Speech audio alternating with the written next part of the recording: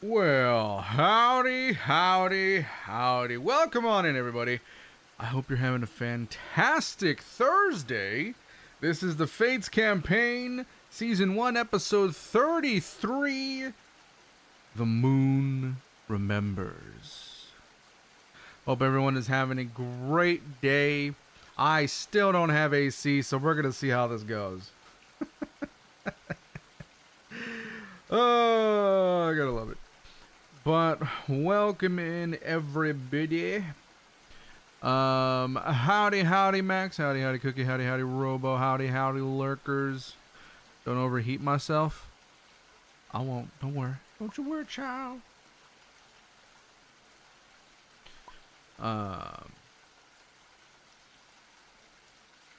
But hope you guys are excited. It's gonna be a good one, I think.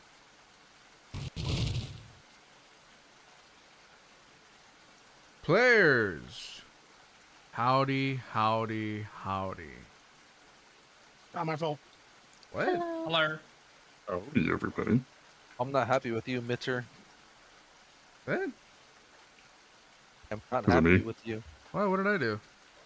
You scared the shit out of me when I was on my Valorant match. Oh, yeah. Not the Val game, bro. I was gonna play with you was before, playing- but I thought you I got was off. playing. Oh, I was there, but then I had to leave to help move some shit around the house, so I just left it on Val. Then I came back and you're on a map already, so I was like, I'll just play. And then mid-match, I'm in a 1v1 with someone. I don't even hear someone join Discord, and fucking dramatic music and waves start playing in the background, and it started.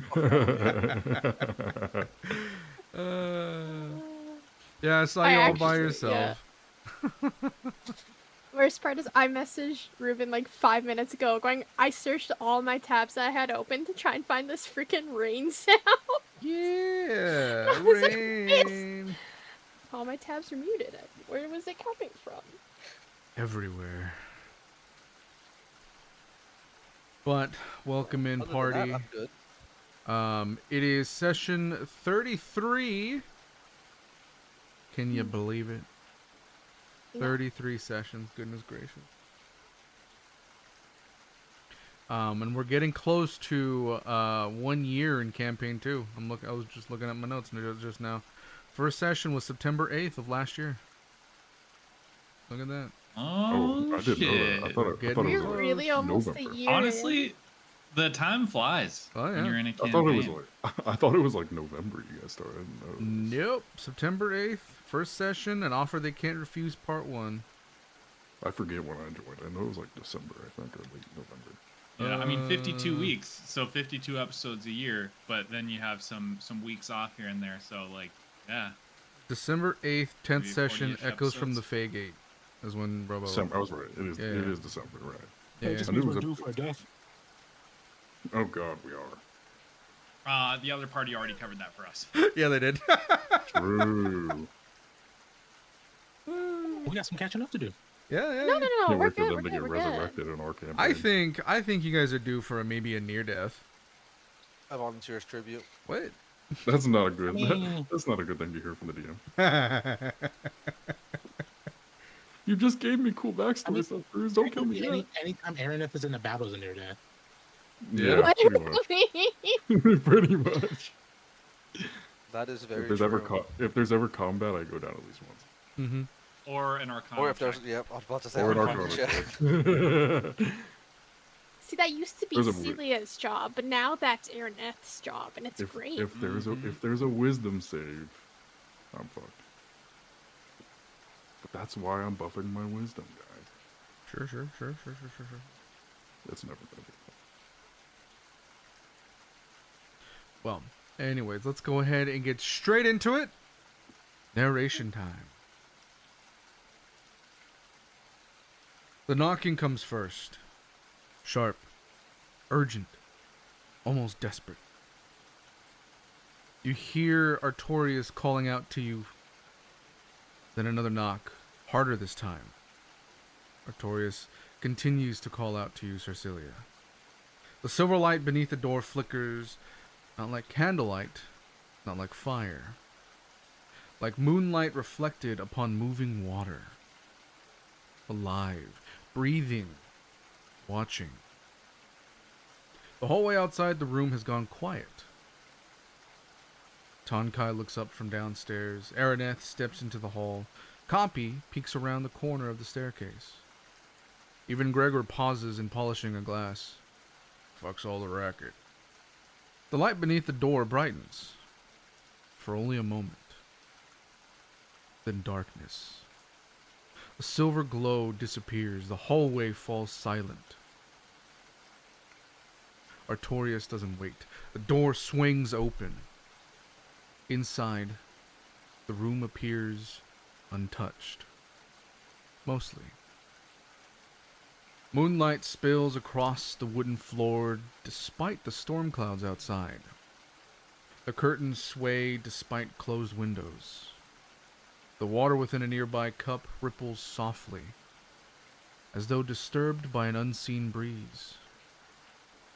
And sitting upon the edge of the bed is Silia, breathing, alive, staring down at her hands. And for several moments she doesn't react to the door opening, doesn't react to Artorias entering, doesn't react to the others gathering behind him. Then finally, she looks up. And for the briefest of moments, the room sees it. Eyes of silver. Not gray, not white. Silver. Like moonlight reflected upon fresh snow. Then she blinks, and they're gone. Almost. Artorias, you stare at Silia.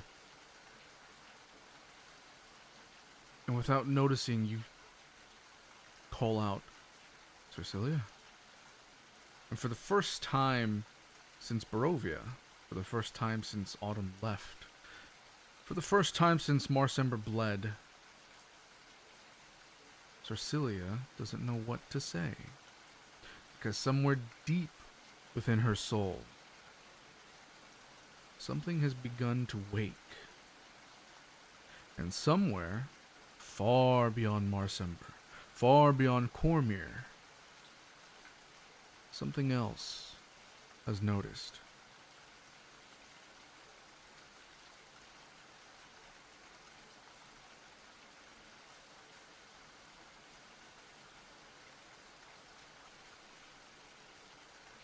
You can RP now if you'd like.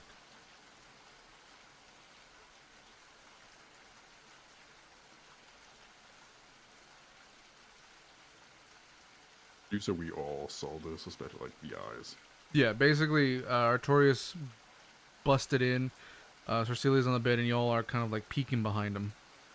I hope I didn't like actually break the door. You know what? Give me a strength check. Oh shit. Are you supposed to roll, or do you want to roll low or high for this one? I'm confused.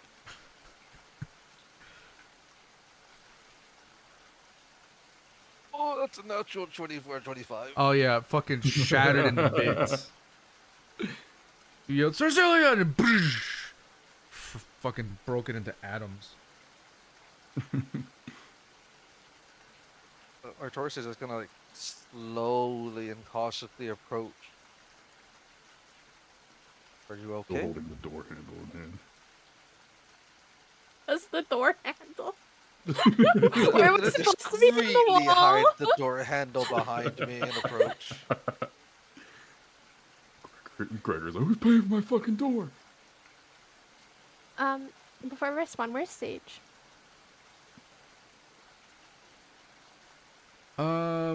Sage is next to you, kind of just staring up at you.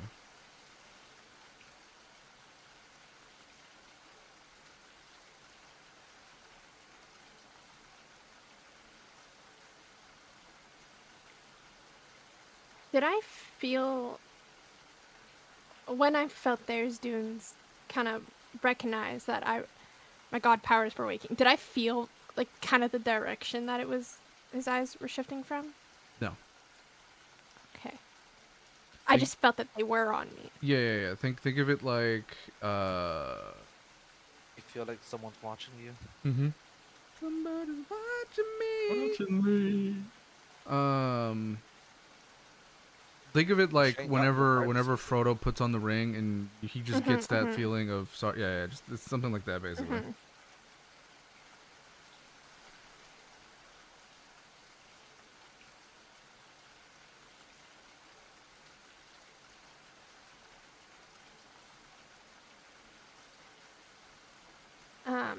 Before I look up at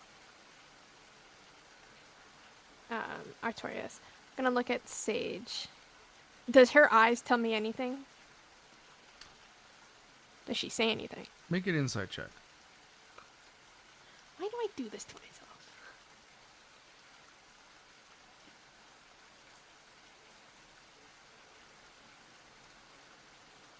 $14.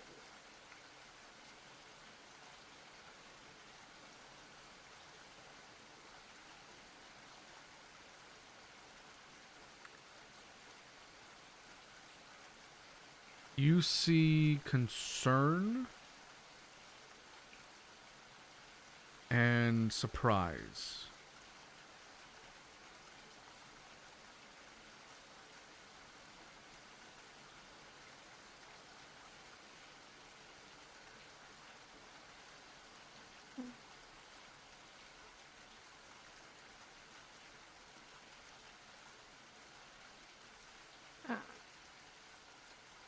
I'll look up at Artorias and go, I'm fine. Just extra power. Other than the eye change we saw, do we notice any other visible change? Like if her teeth got sharper, or her muscles grew, or her claw grew out of her hand or something? You see that she just has fur all over. She needs a good shave. No, I'm kidding. Other than the silver eyes you saw for the brief moment, you start. She's joined Team Jacob. You start seeing her regress back to her original self. So as you busted through the door with that natural 20, you saw those silver eyes. You saw her canines regress back to regular canines. Nails regressing back to regular nails as they were elongated and sharp. Muscles kind of deflating. You would didn't that be see the full something the- transformation. You saw Would that be her as she something was. the entire party saw, or just I saw that part since I was originally there and broke the So door? you saw that part originally. The party only saw the eyes. Okay. I'm just gonna give her like a knowing look. Are you sure? I was an awful lot of light shining from under the door. I'm awfully powerful. And I'll give him a weak smile.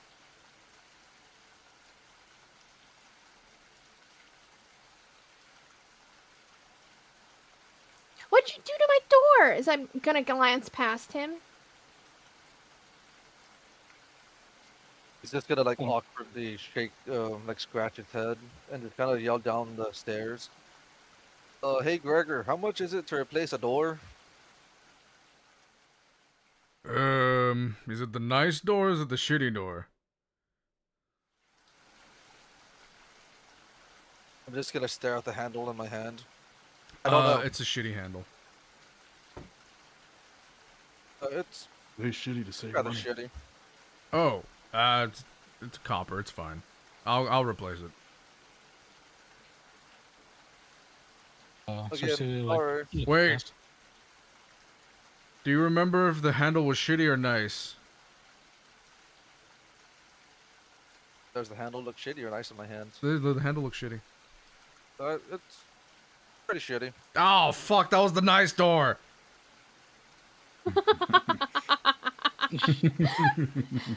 That's gonna be 2 gold. Don't worry, I'll replace it. Sorry again. It's all right. God damn it. Got that It's wood not my shipped first in time from the. breaking one of your doors. Oh, you know I'm good for paying my dues. I know, but I got that wood shipped in from Neverwinter Wood. God damn it. I'll give you a nice bonus on top of replacing the door. I'm sorry. It's alright. I appreciate it. He grumbles to himself. You hear somebody laugh at him, and then just the loudest, like, smack. Looks a tankard at their head. Shit, we got another one down. First, gonna turn its attention back to Silia. So, sorry about the door. I was worried about you. Knock. Oh, he did. I probably didn't hear him. I think everybody in the tavern heard it.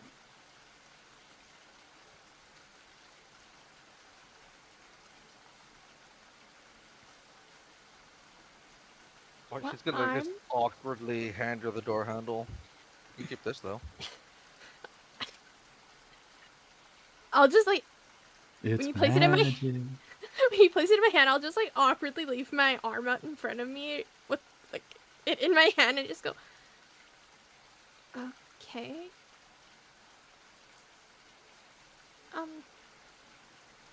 Well, I'm okay, so we all don't have to be in my room.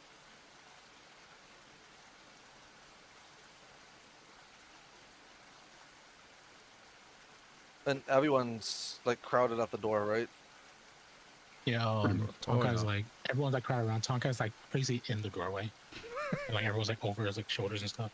And like he's there. He just took like he ran up to see what was going on, and like he caught that moment of like Sarsila's eyes like go from glowing to not, that like as she left the avatar state, and he was taking a bite. He's like bite mid sandwich, and then he just like kind of just standing there staring, like sandwich still half in mouth, as he like is like confused and like he does like a nervous swallow of the bite. He doesn't fully chew it, so it's just like a giant chunk just down his throat.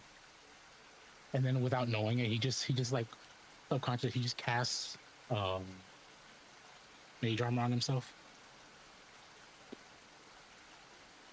Oh man. Everything okay up here? Yes, I'm okay. Araneth's just like fluttering above Artorias' shoulders, just watching everything.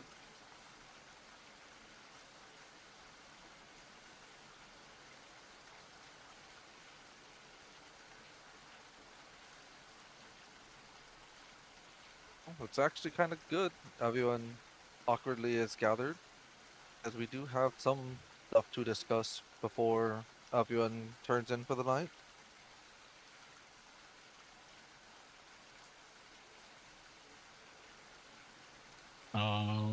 Well, do we want to like We not meet in my room? migrate to somewhere with privacy, since there doesn't appear to be a door here anymore? I can check if Gregor knows how to do that silencing door that Vito did to talk to us. Or just being in a room with a door. That helped. I think just a room with the door would probably suffice.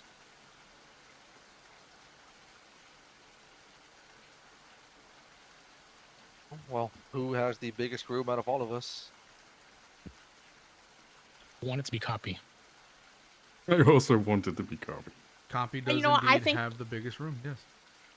It's a corner room. Yay. Out the window. Yeah, it's got a corner. It's got a over the it's got a really nice what are those bay windows? Yeah. Yeah. Yeah. You know what would have been really funny if it was Silia though. With the door broken down. No, we'd shove you in The the small one. second biggest room. Everyone shoves Arcilia in the small room. Gave the child the biggest room. I feel like that sounds like the most logical thing to do.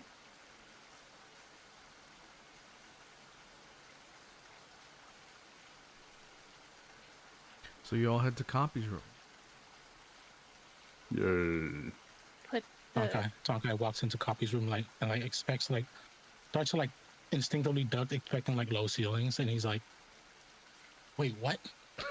Oh shit. Cawpy will just Why be are we so looking small? up at you, smiling. When you go into Cawpy's room, you'll see his short sword and scimitar are on the ground in there. There's like a bit of mess on the floor, and the table is covered in knickknacks that he's like messing with, and then some drawings as well. You have wonderful 5 taste, Cawpy. to be precise. I think it I'll was. got just like a quick scan of the knickknacks to see if he sees anything of his in there. That's a good question.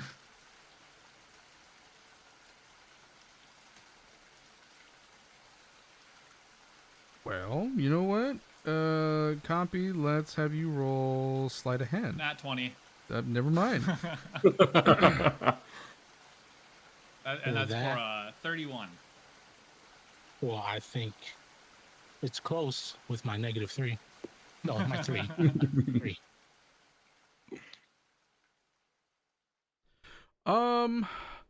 Cawpy, you do, but Tonkai, you don't recognize them.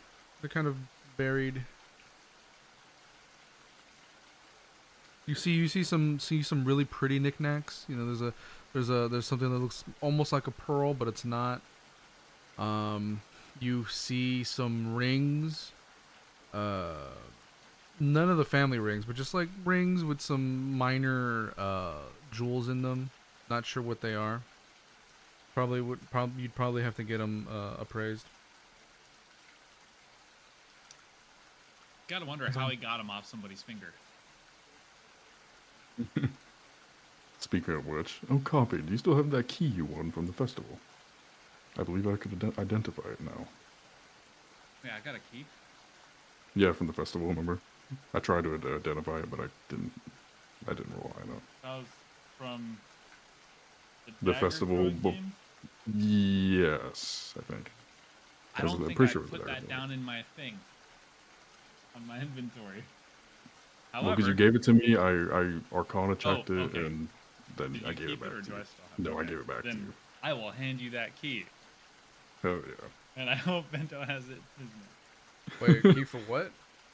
Right? The dagger throwing game.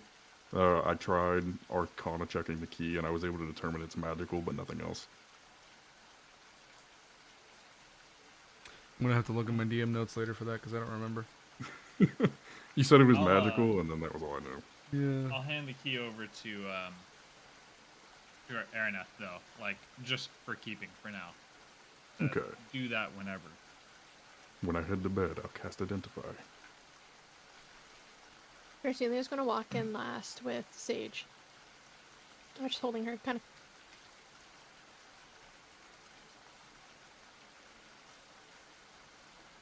Sage being your emotional support animal for the moment. Mm-hmm. Yeah. I'd say so. I'm really gonna. The DM's really gonna have to go into his notes. Yes, Once that's what I'm doing right now. everyone's in, I'm going to close the door.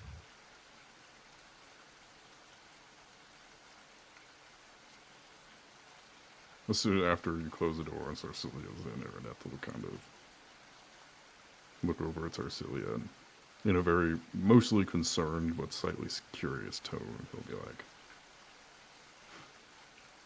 Seems your condition is progressing. Be careful, Silia. I don't know what you're talking about. That's And I'll just look perfect. at Araneth, or look at Artorias.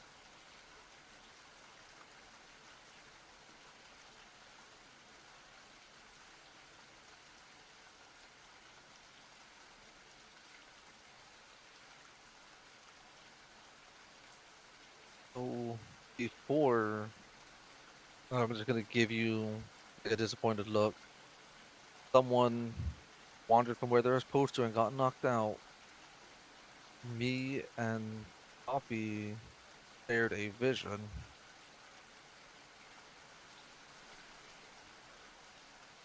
And I don't remember exactly what that vision was, Mr. DM. So you're gonna have to look in the notes on that for me.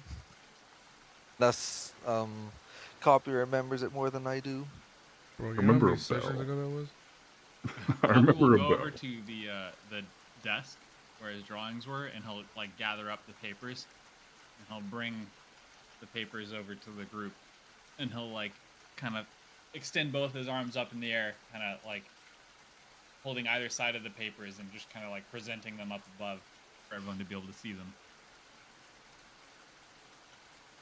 And the first one you'll see is it's a lion bleeding on a throne. He'll like pull the paper back and like flip it to the back. The next one you'll see a city engulfed in shadow. And then the next, a moon split down the middle. And the next, a raven with two heads fighting one another. And the last, a clock with shatter hands on a tower. And then he'll go back to the first one with the lion. And he'll pull up his pin of his Voldoro pin that Andal had, and he'll hold it up, showing the lion crest. And he'll start shaking it violently.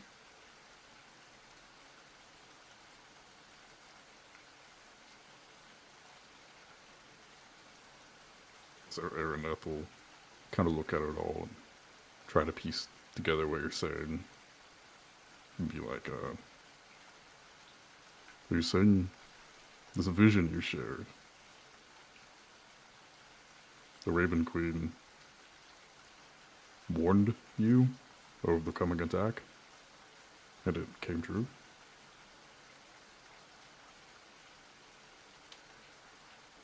Is Cawpy going to say the phrase that he picked up from the Raven Queen? He hasn't gotten there yet. Okay. Before that, hold on, I gotta get into my notes now. I have so many quotes. Your notes have got to look insane. It's just mine are lists pretty. of quotes. Mine are full of paragraphs, but I feel like yours is just nothing but bullet points. You'll hear in the Don's voice, "You're capable, messy but clean," and then he'll make a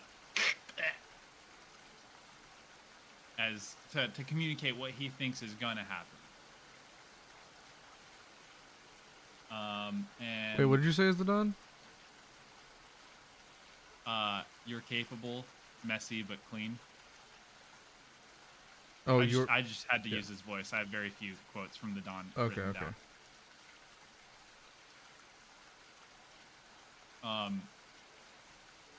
And then he's gonna start like violently pointing at the lion while he's using the Don's voice. And then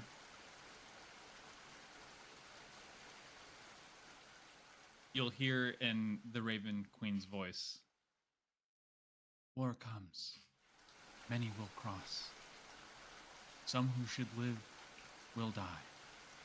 And some who should die will live. The dead are not all beneath the earth. The future is not fixed like it once was."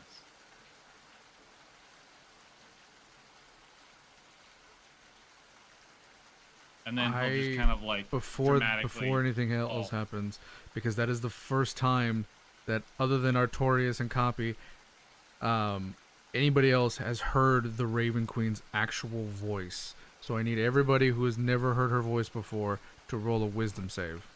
Uh-oh. I thought Araneth, no! I thought no. that Silia you might killed me. have heard the voice before. It wasn't her wisdom actual save. voice. The only two okay. people in this group that have actually heard her voice is you and Cawpy. Oh, on the plus, everybody is close to me, so they get a +4. I will thank God protect you I've been from the damage buffing. I will do to you.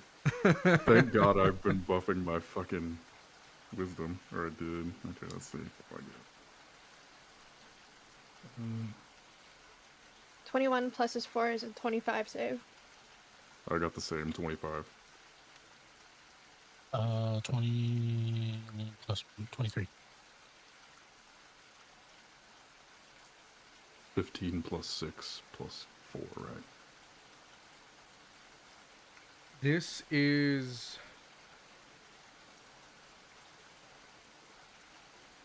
a goddess that deals in the afterlife, in death, in allowing or helping people move on.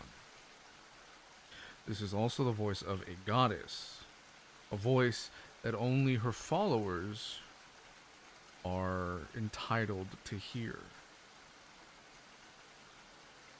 None of you pass, Sounds about right. Uh-oh. and guys as just murdered me, Cawpy to be is mimicking the voice of the queen, all for Tonkai, Araneth, and Silia, your minds start shaking, as if somebody is just playing pinball with your head. Hey, I'm used to that already. Me too. But the voice is overwhelming. Cawpy, as you're mid-sentence in the queen's voice, you start noticing that your friends are hurting as you're mimicking this goddess's voice. Blood is trickling down their noses and ears. All three of you will be taking 32 points of necrotic damage. If only I were level 10.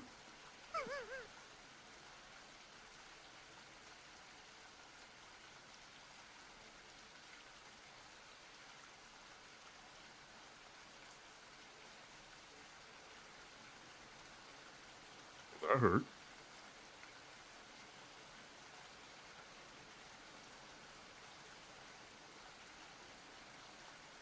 Would Araneth be able to kind of piece together what occurred?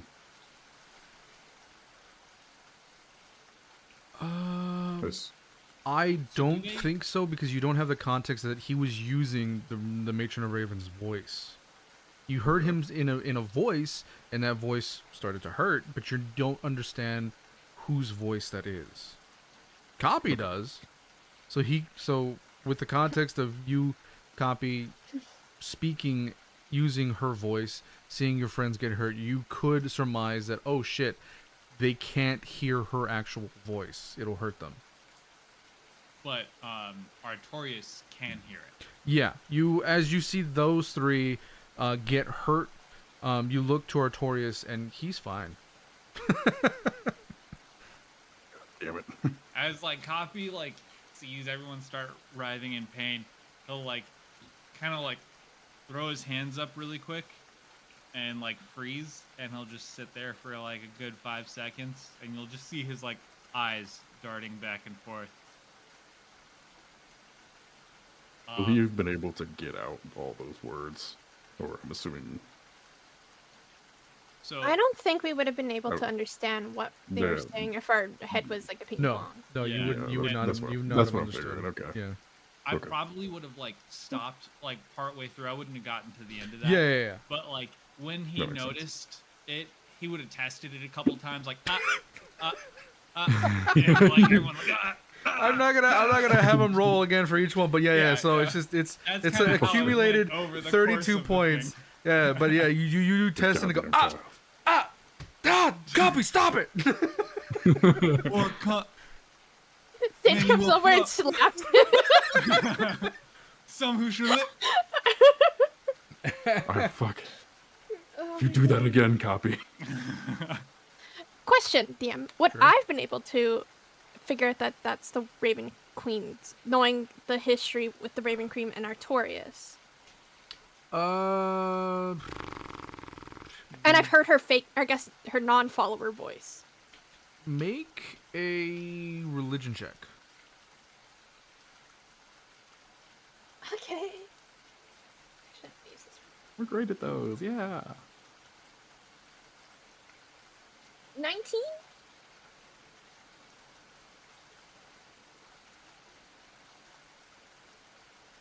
Wait, sorry. What was your question? I was figuring out if I would be able to like Sarcelia would be able to figure out that it was the Raven Queen's voice that you just spoke in. Because I know the connection between the Raven Queen and Artorias. And I've helped him with one of his psychotic breaks. And I've heard the Raven Queen's non-follower voice before. Whoa, you just called him crazy. With a 19, yes, you would be able to make that connection that Cawpy was trying to use the Raven Queen or mimic the Raven Queen's actual voice, which hurt you because you're not a follower, nor are you one of her chosen. So.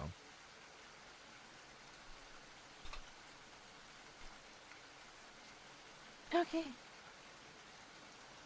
So the Raven Queen spoke to you guys. In her real voice.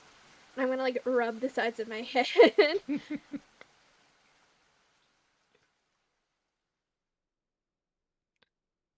You'll see Cawpy like nod in agreement, and you'll hear in kind of like a passerbier's voice,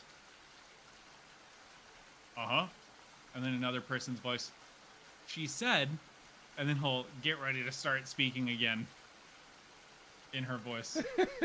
I'm gonna like put a hand up to stop Cawpy, and then I'm just going to relay the words so that the party doesn't get another bleeding headache. Araneth absolutely had a ball of fire in his hands, ready to throw it. And after finishing him, he's just gonna gently like tell Cawpy. I don't think that they can handle hearing her voice like we can. And he'll just kind of like tilt his head and look up at you and like kind of squint his eyes, confused. And you'll just hear like, huh? The short of it, only her followers can hear her actual voice. And since they're not, it hurt them.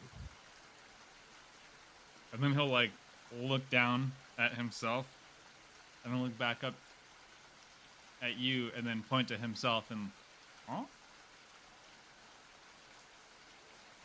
Oh. He's gonna like scratch his head a little bit. I don't know. With my religion check there, it's okay if I have to re-roll it. That I know. Do I know that voice is only for her followers and the one that she has chosen? You, because of how well read Silia is, you could surmise that if a follower were to ever hear their god or goddess's voice, it was because they were meant to and they were allowed to. If a non-follower was to hear a god or goddess's or a deity's voice, it could have repercussions. Like if somebody was eavesdropping on a conversation between some deities, they're not allowed to, obviously, and that would hurt them. That makes sense. So you could surmise that, yes.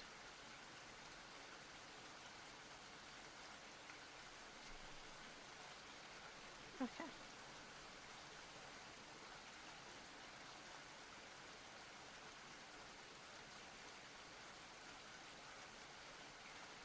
I'm not gonna say nothing. Okay. I'm just gonna lock that away in Sarcelia's knowledge now. And then Artorias is gonna go ahead and continue Cawpy, but let's skip the voice.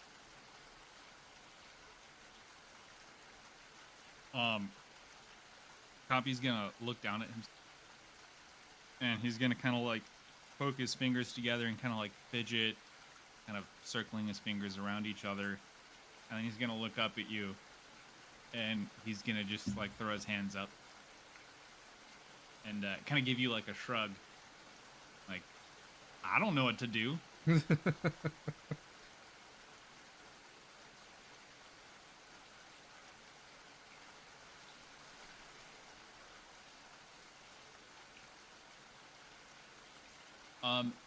Question: if I were to whisper the voice into Artorias' ear and other people couldn't like audibly hear the voice, would it affect them? If they can't audibly hear, no, it won't affect them.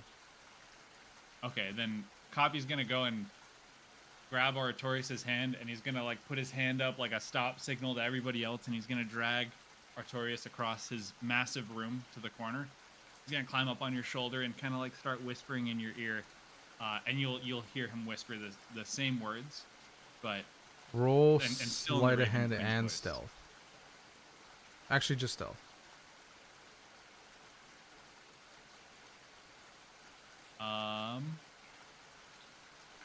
This is a dirty 20.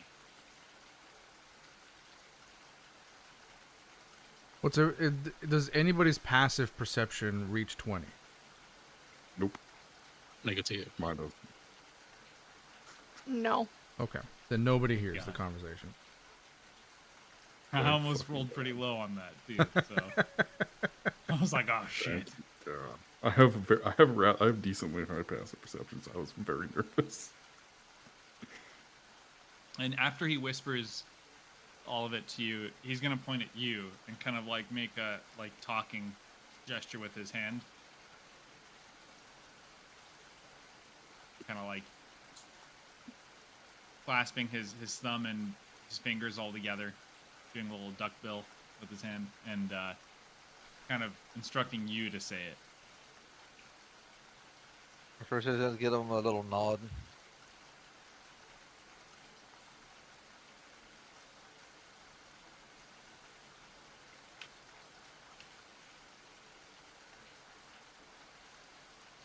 About how far in did he get before he stopped? But no, it was only for the voices, right? What are you done about? Yeah, so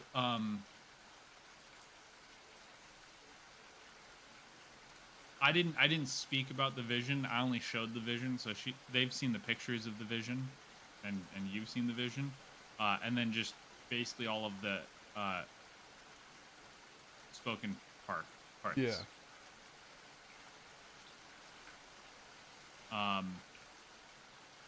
Hold on. How about I do this?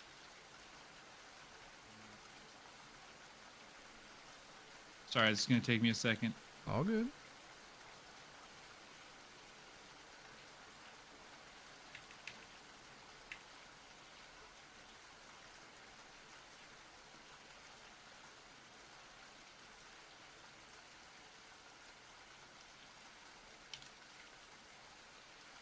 There we go.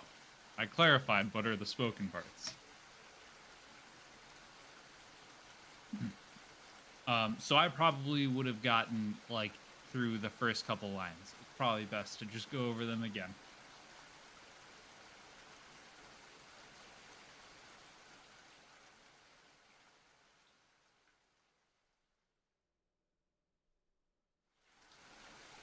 And then Artorias is just gonna repeat to me. She said, "The river rises." To Cawpy, he said, "And fate struggles against its banks." Our shared vision was a lion bleeding upon a throne, a city engulfed in shadows, a moon split down the middle, a raven with two heads fighting one another, a clock with shattering hands. And then she told us, "War comes, many will cross, some who should live will die." To Cawpy, she said, "Some who should die will live." To me, she says, "Guard the shepherd." And to Cawpy, she said, "Guard the path." The, the, the dead are not all beneath the earth. The future is not fixed like it once was. And that is when we both slowly awoke to being back in the courtyard with all of you.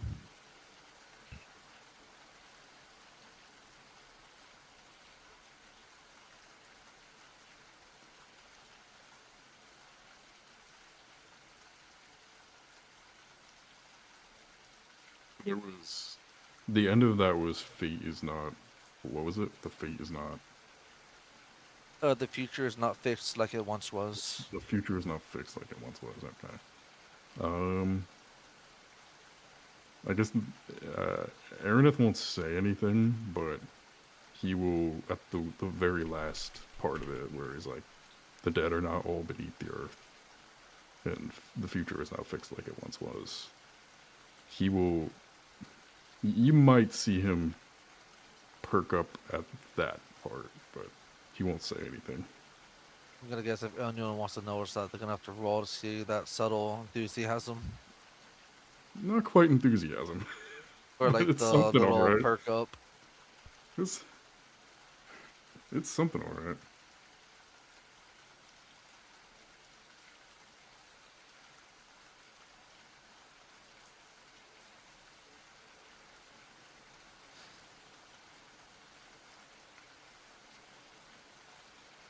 Then Artorias is just gonna like gently like ruffle his little head feathers. You did good, Cawpy. And then he's just gonna like stand there waiting to see if anyone has anything to say.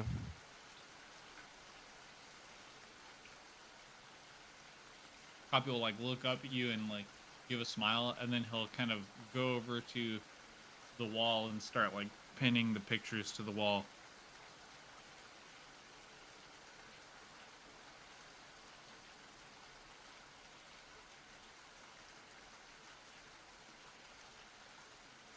I guess I'll go over where Cawpy is and start looking at the pictures he's pinning up.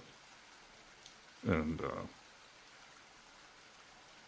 I'll just kind of start examining them, looking at them, and be like, before our heads all started to melt from the inside, it sounded like you were trying to say something in the Dawn's voice. Do you think the Dawn is in trouble, Cawpy? And Cawpy will just like nod yes. Okay. And he'll just he'll pull the Valdoro crest up, and then he'll kind of do like a throat cut gesture.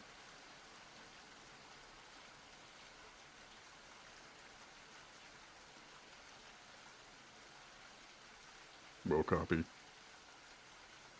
I'd say you're right. The Dawn's not the only one. I think we're all in some shit.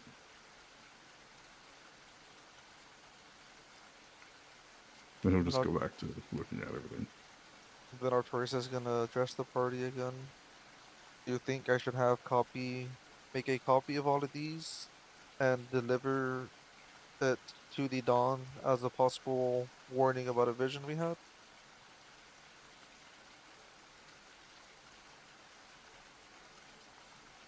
Without the proper context, it might not be too useful, but potentially it could be helpful.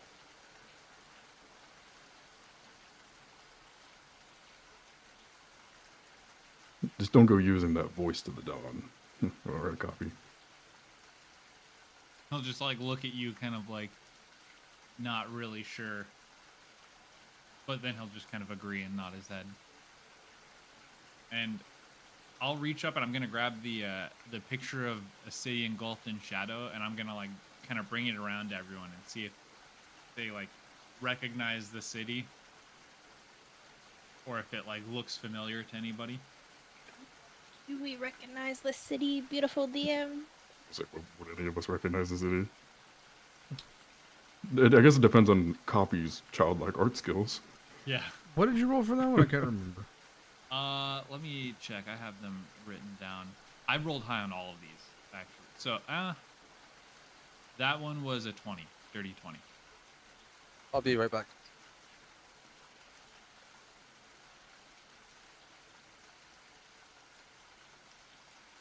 And describe the drawing to me one more time. It just said a city engulfed in shadow.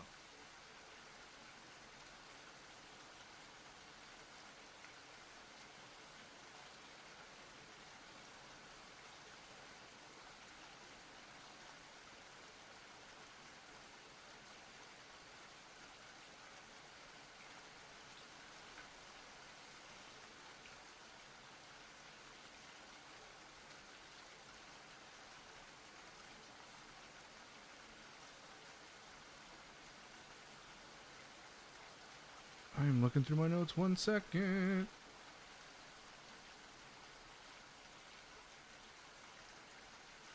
as a Cawpy's making his rounds, like trying to show the picture. He goes up to Tonkai and he shows the picture, and Tonkai's not really looking at the picture. Tonkai has just like this look in his head, like this, oh, like this, like something's finally clicked, and he's it's because Artorias just said, asking the group about Cawpy making a copy, and something about Cawpy's name just clicked in Tonkai's head. He was like, Me a few "Oh." months ago. Me a month ago. As you guys I seriously are didn't looking see at it, the drawing is remarkable. Good job, Cawpy. Let's go. Back. It's pretty accurate. Every tower, every canal, every bridge, everything. But the drawing feels less like a drawing and more like a memory. It's definitely a coastal city. However, the canals are far too numerous to be Suzale. The architecture doesn't resemble Waterdeep. The buildings are tightly packed.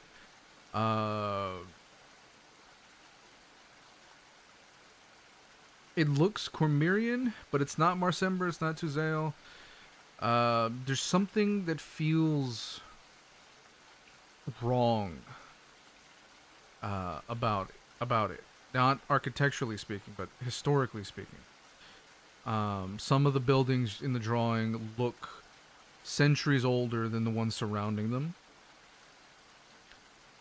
None of you recognize the city, and that's not because it's not real. It's just you've never seen this version of this city before.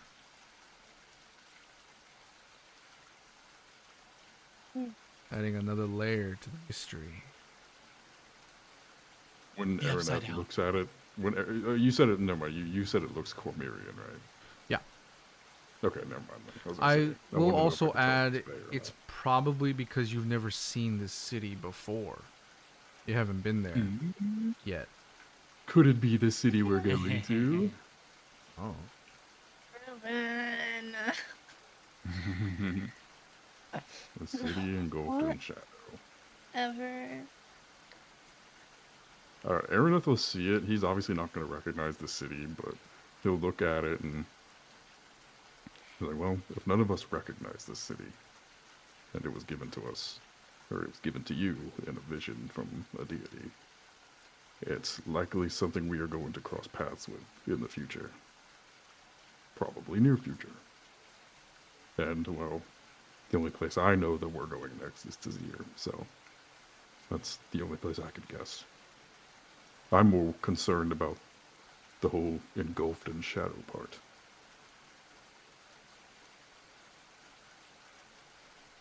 That is what concerns me.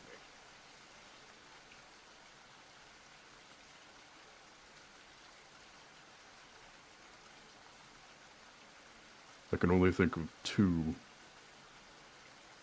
reasons or potential causes for the city being engulfed in shadow, and neither of them are very fun.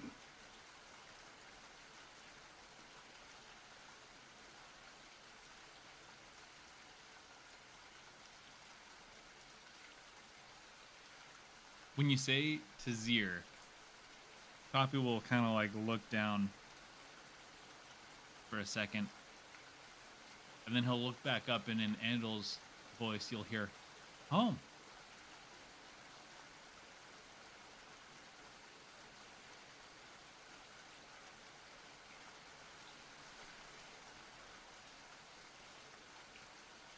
Did you say home? Yep. Dun dun dun. Oh, I thought he said, oh. I thought he was, like, surprised. Okay. So, I'll just look at a copy, like, your home copy? And he'll kind of like just like reel back and nod his head no. Ah, okay. Artorias didn't speak. That was one of our old party members' voices. That was Andal. Her copy saying that was his home. Ah, okay.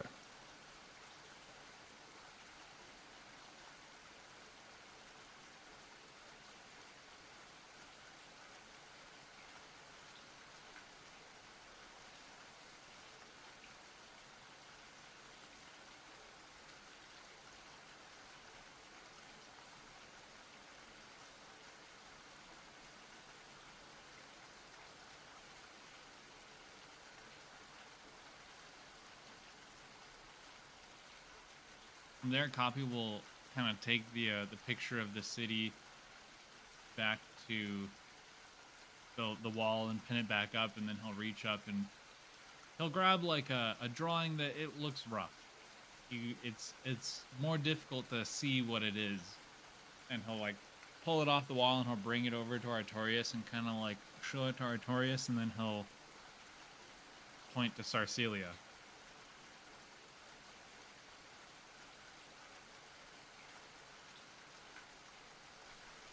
What But drawing? at that point, Silia has not been paying attention to anything that's been happening. When you point at her, she'll be like, "What?"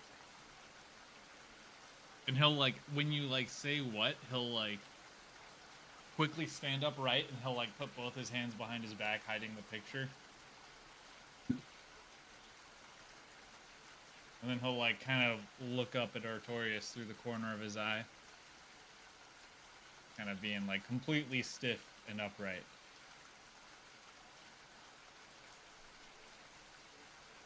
Cawpy, what are Oh, you hiding? Is this the above table? Is this the moon one? I forgot which picture you grabbed. So it's the Okay. moon picture. Ah, okay. And he's just kind of, he'll just keep sitting there, and he won't respond. He'll just kind of like shake his head no.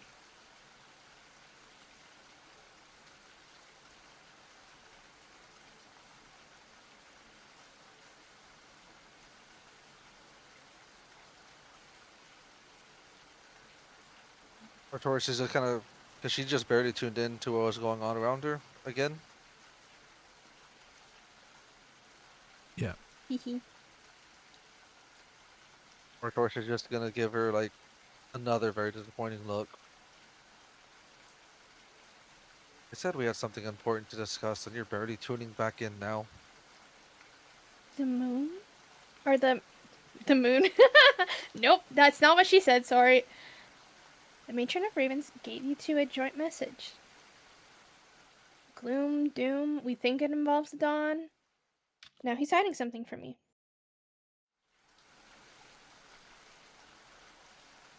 I can multitask. Multitask your way into a trap, usually.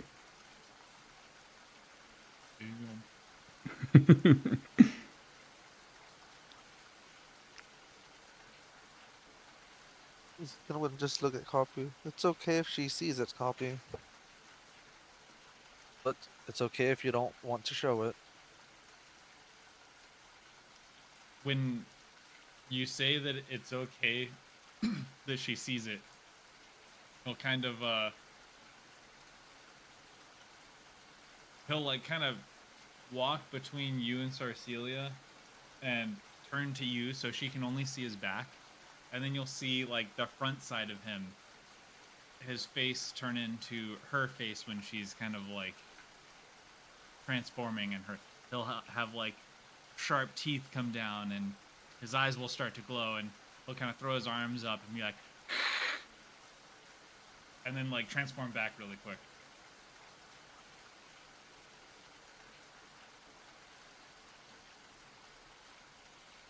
And then he'll shake his head no again.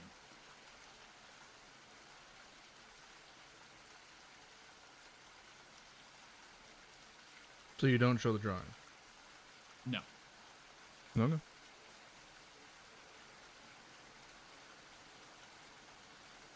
He'll give him an understanding nod.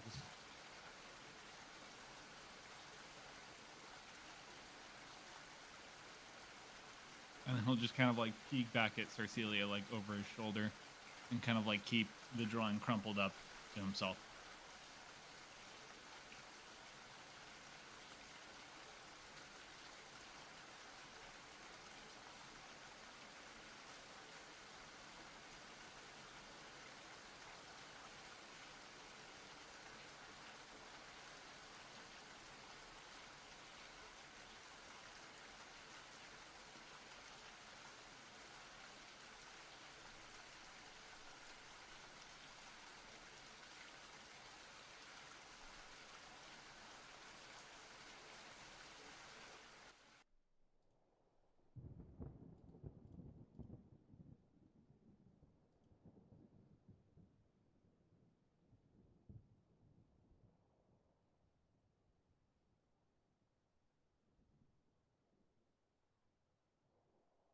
Of course, you're just gonna slowly look at the rest of the party. Anybody else have any input? Yeah, these nuts. Are there any more pictures we need to examine? You can look at the rest if you want and see if I'll you go. Yeah, I'll just go back to. glean any insight from them. I'll go back to looking over at them. At this point, everybody has heard Sage's voice, correct? I've definitely heard Sage's voice. Ribbon? Yeah. And the first time I'm gonna address Sage since Silia's been carrying her. Do you have any input on any of this as well?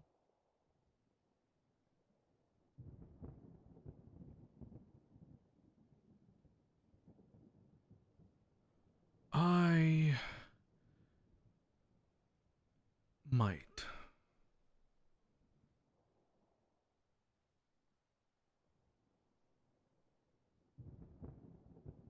Cawpy will uncrumple the moon picture and bring that over to Sage, and like show it to Sage while trying to cover it so that Silia doesn't see it.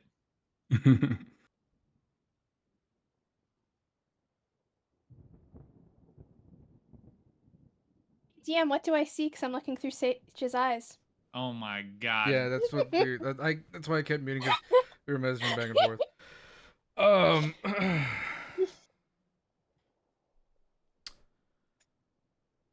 Cawpy's like covering your eyes while showing it to Sage.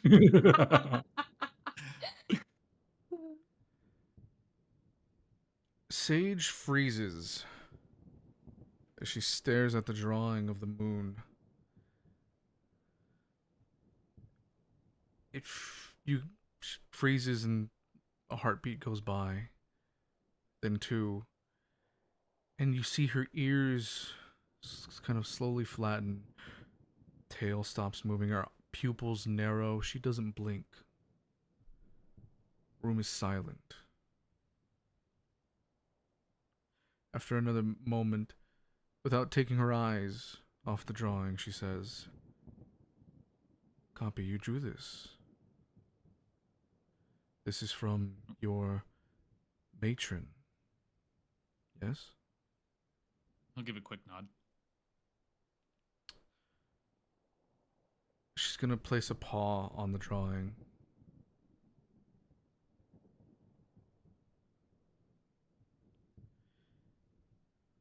I recognize what this means.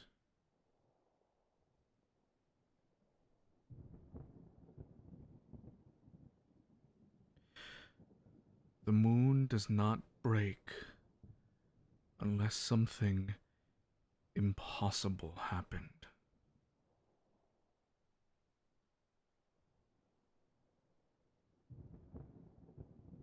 She continues to stare at the drawing.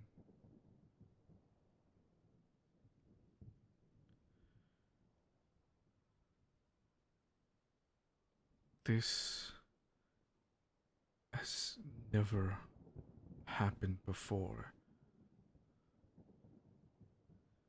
This isn't prophecy. This is a warning from your matron. There are some things the gods are not allowed to show directly. So they show consequences.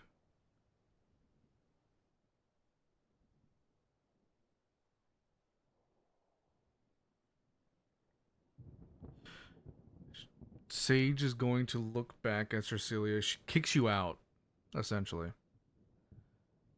Kicks me out? When you looked at it, what did you feel? What did I feel, DM? You still didn't describe what I was looking at.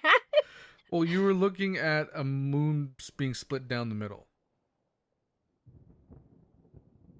I think was this the drawing that wasn't drawn that well?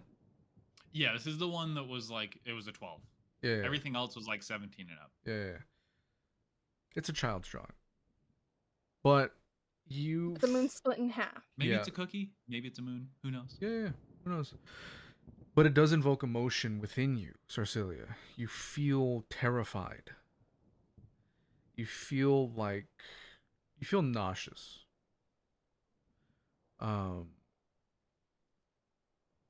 Like sort of like a gut punch. Grieving something that hasn't been lost yet, essentially.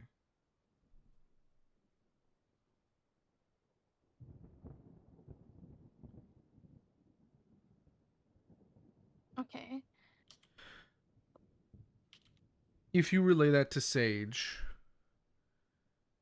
she says, "Oh, fuck. I was hoping I was wrong."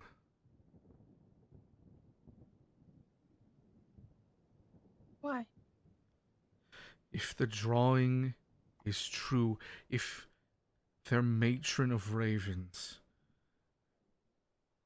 is showing them a possible future, is showing them this, then this war is older than Marsember, older than Cormyr, older than every person in this room. And if the raven, if she showed this to you, she believes you're already standing in it.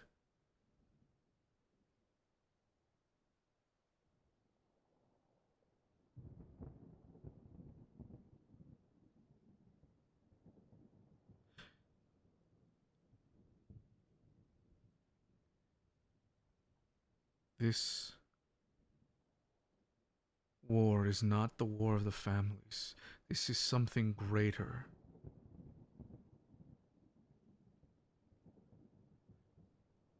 As we travel, we need to be careful.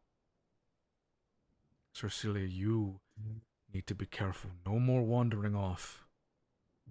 This is serious. This is biblical.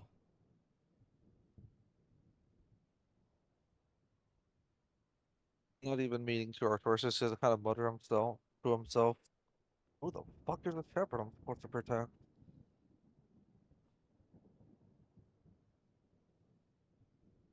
If this isn't the families fighting, what is this? Araneth will just kind of interject. A war of fate, it seems. Ooh, throw popcorn. Ooh, he said the thing. Off with his head. She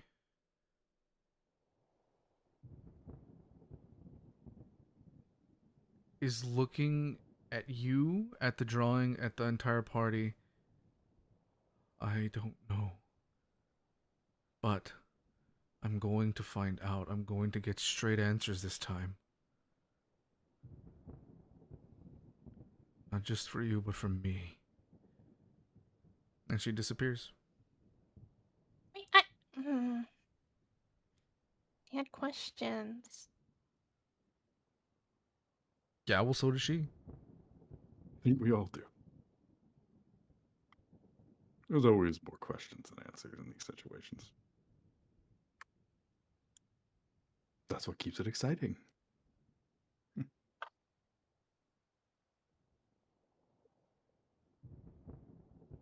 I guess while this is all going on, I'm over looking at the rest of the pictures. So, and I'm assuming we all know about the whole split moon thing because they were all talking about it out loud. Yeah. Okay. So we've seen the lion bleeding, or whatever it was, the moon breaking, the city in shadow. And there was 2 more pictures? Right? There's 5 total pictures? I think. I don't remember what the other 2 pictures were. I think There's no copy. Pin them up on Clock the wall. Tower, Moon, City engulfed in shadow.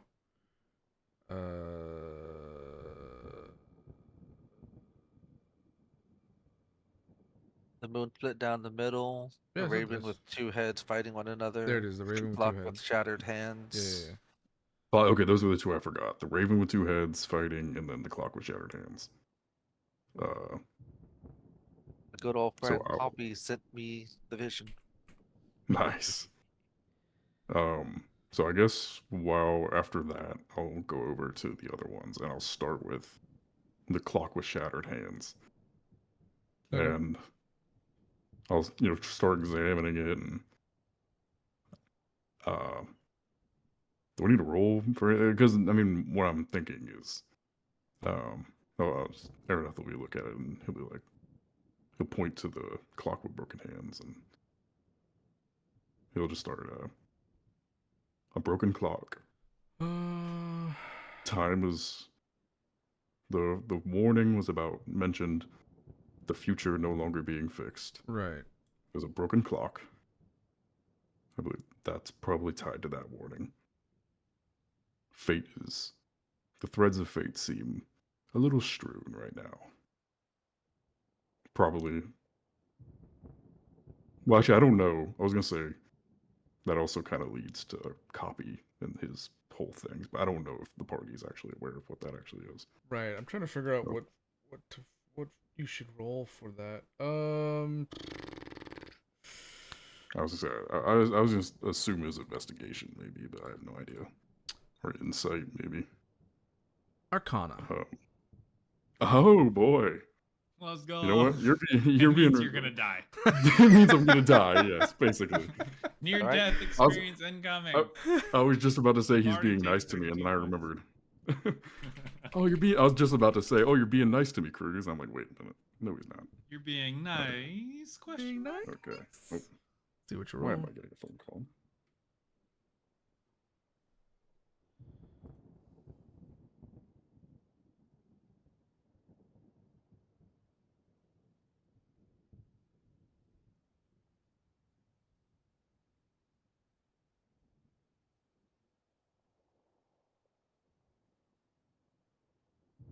Sorry, I got a phone call. I got a 16 Arcana. Very impressive for me.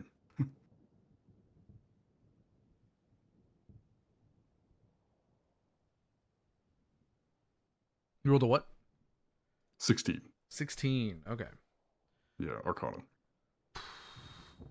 Impressive for me. That's like Cawpy rolling a fucking. A 10 hand on- flies through and backhands Araneth, living with 1 HP. Oh yeah. Oh, you think it'd leave me with 1? Cruz ain't that nice.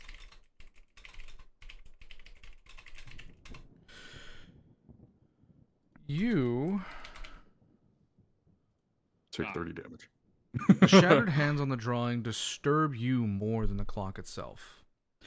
Throughout history, clocks have represented many things. Order, predictability, civilization. This one represents something else. The hands aren't merely broken. They're breaking. Frozen in the act of splintering apart. Almost as though time itself is being interrupted. You also recognize that this is no ordinary clock. The face bears no numerals.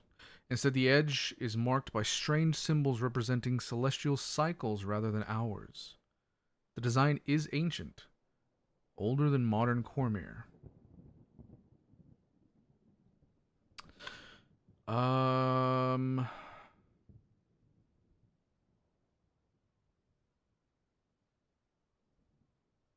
Yeah, that's it. You didn't roll high enough. Okay. So I recognize celestial cycles, actively shattering, all that stuff. Would you say would you say I'd like recognize, time and fate being represented here? With the 17... 16. 16... Yeah. Well, because the only reason I say that is because I'm like, yeah, if I recognize, I'd be like, well, You know what? I'll say this. You're proficient in Arcana, correct? yes, I'll let you. expertise. I'll let you go ahead and roll with advantage again. Oh, okay. So roll once or roll twice? Roll twice and take the higher roll. Okay. Okay. Okay. Nat 20 for a 31. Let's go. The second one was a 19, so either way it was going to be 30 or above. You said for a 31? 31, yes. Nat 20 for a 31. God damn. Yep. Cawpy has sleight of hand, I have Arcana. And it's going to get me killed. As you would have surmised everything that I previously mentioned, something about this design scratches at an old memory. Not one of your own, but one from the 7th archive. There were books, old books, shelved behind silver-painted chains. Books whose illustrations bore similar imagery.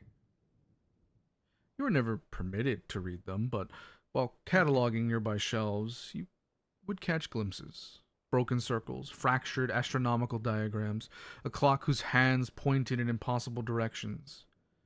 You remember asking another archivist, why chain books? They simply replied, because some ideas are easier to lock away than destroy. That answer never satisfied you.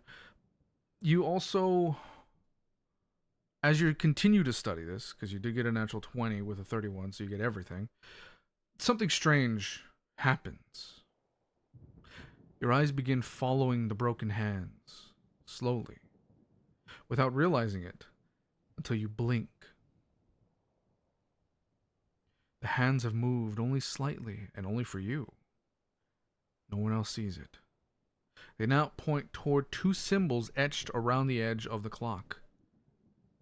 A crescent moon and a broken chain. The moment you blink Those are also again, good. the hands are back where they started, as though nothing happened.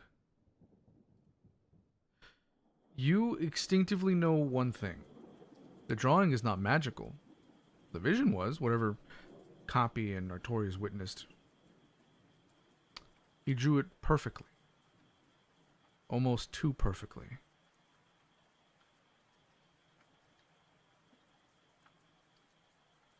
And that's what you find. Okay. So I'm going to take all this in. You're all going to see Araneth very, very intently studying this. And he's going to, as this all going on, he's starting to truly remember and come to these realizations. He is going to kind of move back slightly, try to examine it from a slightly further away. Mm-hmm.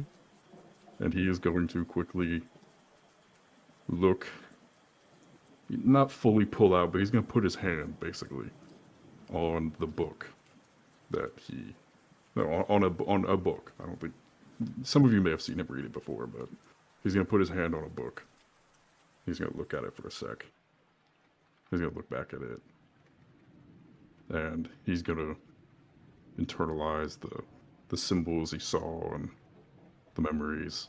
And he's just going to turn around quickly, just look over at Silia, and he's just going to say, you better hope Sage has some very good answers soon. We're all going to need them.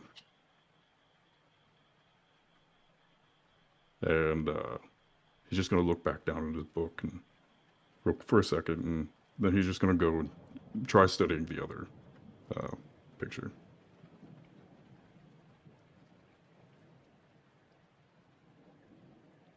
And then, yeah, as he's kind of going along, he's just going to kind of mutter to himself, like, what have we gotten into? In the background, while you're doing that, Cawpy's just gonna be walking between people with the picture of the raven. Like, do you know any ravens? Do you know any ravens? What does this mean? Araneth will like kind of notices out of the corner of his eye. Oh, a raven. He just summon his little raven familiar. Like this Cawpy? And then he'll like kind of scurry over to you with the picture, and he'll hold it up to you. Is this the raven with 2 heads fighting? Yeah. Okay, I'm gonna... that's the one I want to look at next. Oh, thank you, Cawpy.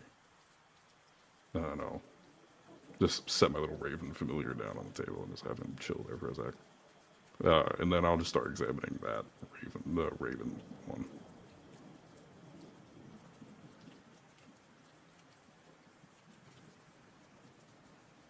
And then we'll copy. While I'm examining, I'm just gonna look at Cawpy and be like, "You've had one hell of a vision, it seems." He'll just give you like a shrug. You're the most special of us all, Cawpy. Then he'll like throw his hands on his hips and like stand upright and nod in agreement. And then I guess I'll grab the little raven fighting thing and I'll just go back to examining it. Okay.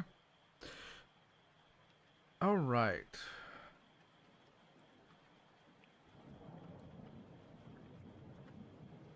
Okay, so it's this one. Okay. I'm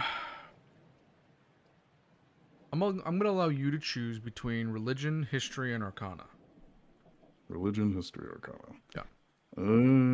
If let me anybody see. else also wants to roll, you will have either history or religion to choose from.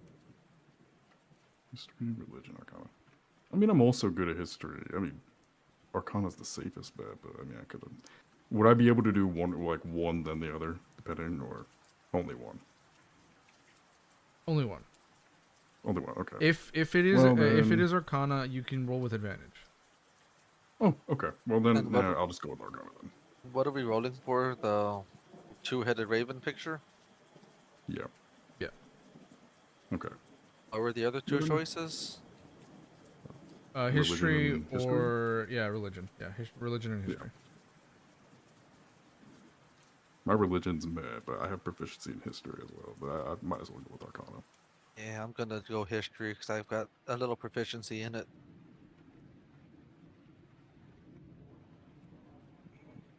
Okay. I'm pretty sure an 8's not doing shit. Does Artorias have advantage on this? He is a Raven Queen Paladin. Yeah, I'll allow it. If it's Hell yeah. connected. If it's not connected, Oh, that's true. no advantage. Ooh, rough. It didn't Nice. help. What'd you roll? I got a 28 on Arcana. Stick with that. 28 on Arcana. Yeah, that's the important one right there. But what did you roll, Artorias? 8 and a 9. 9. Okay.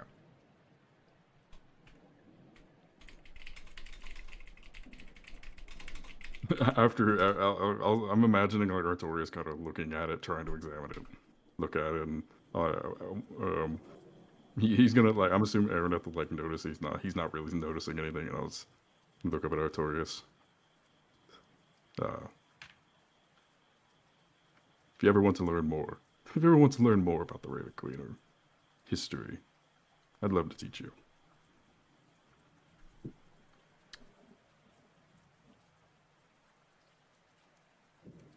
The raven immediately stands out.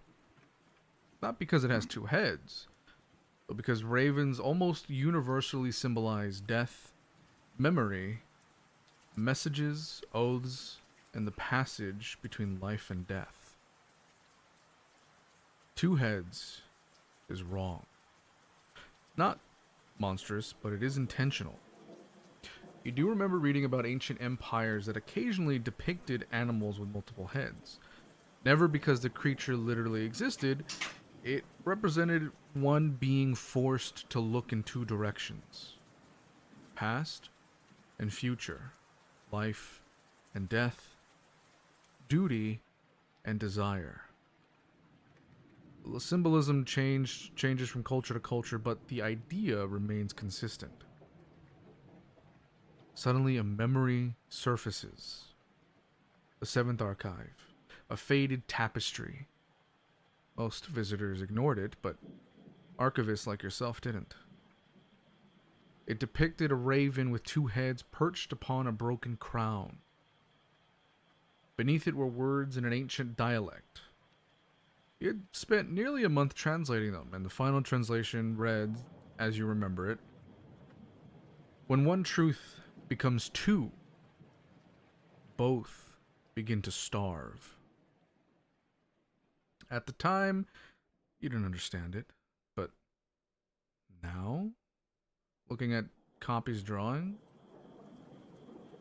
you're not so sure. But as you contemplate that, something else returns. A conversation. One with one of the senior archivists, quietly correcting you. You had called the tapestry a two-headed raven. The elder archivist says no. Never call it that. You ask why, and he says because if it ever truly has two heads, it means the messenger has forgotten who sent it.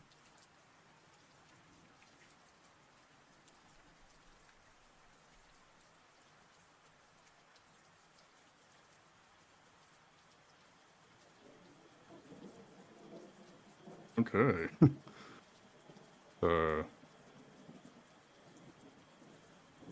So as I'm examining it, I realize that you'll, if you're, watching me, you'll see me.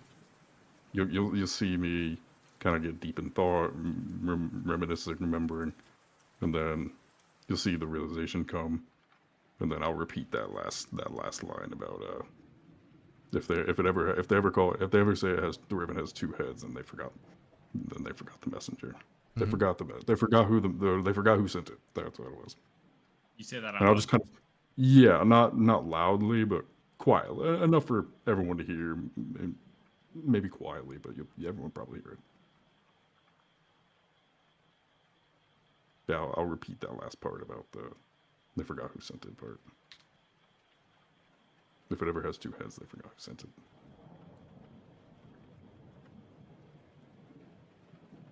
That'll be a good one for Cawpy to remember.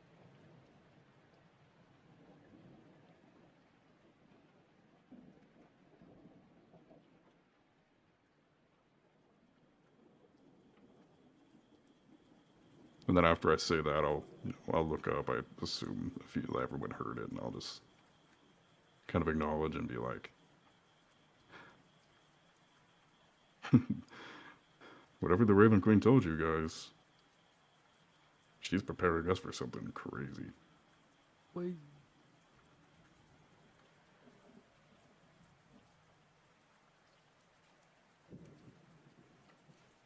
And then I'll just give the picture back to Cawpy. And I'll just grab it and like pin it up on the wall.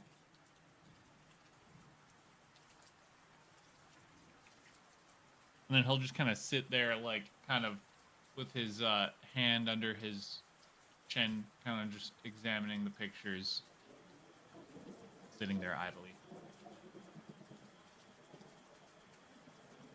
as he's there, I'll just kind of be next to him, and I'll kind of put my hand on Cawpy's shoulder. And, you did wonderfully, Cawpy. He'll look up at you and smile. These pictures told me a lot.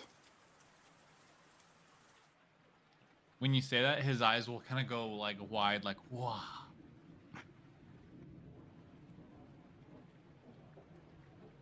I'll tell you stories later, Cawpy. He'll just give you a quick nod.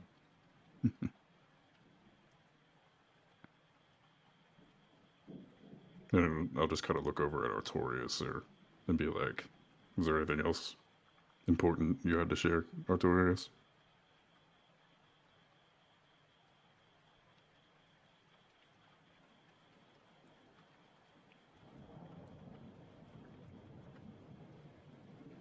I think that's about it, unless anyone else has anything else they want to say.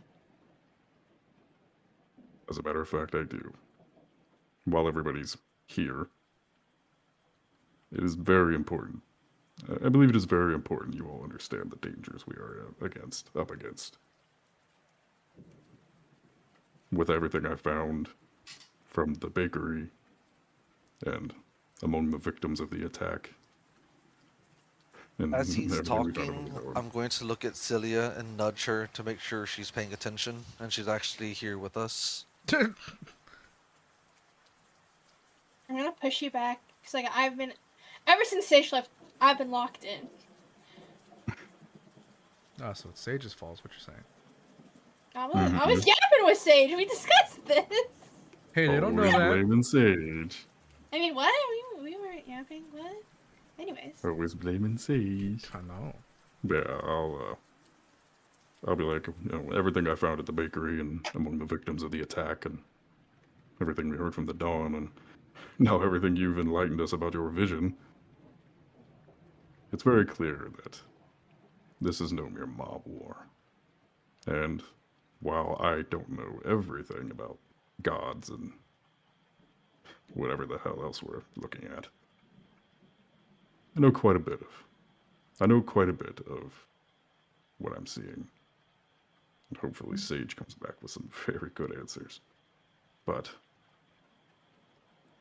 all of us, but it seems especially Silia, are in great danger.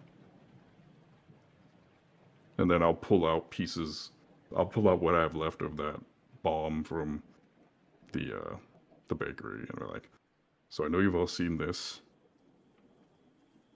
I enlightened the Dawn of everything I discovered, but there's some more important context that comes with such discovery.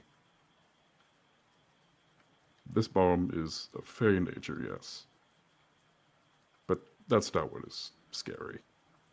Or that is not what is concerning. It's where in the Feywild and who it is from. I don't know how much any of you know of my home, but my particular little getaway in the Feywild is probably not what may come to your mind when you hear Feywild or Fey Realm. And I don't really know what names you call it by, but the two I know of are the Unsettling Court or the Gloaming Court. That is where this is from. And I'm quite familiar with it because, well, I am from the Unsettling Court. I spent much time there. And this is dangerous. Because whoever our enemies in this war are, they aren't just working with Fae. They're working with the Unseelie. And I don't think they have good intentions. And to recap, what I discovered of this, whatever it is, weapon, tool, can't say for certain. I discovered that it seems that the destruction was just an after effect, a distraction. Its main purpose seemed to be to extract someone or something important and leave no survivors. So whoever was in the explosion, one is around. And it could be Grant. But we don't know. But whoever it is, and whoever set it off, has made, along the line, has made deals with the Unseelie. And my brethren are not usually kind in such matters.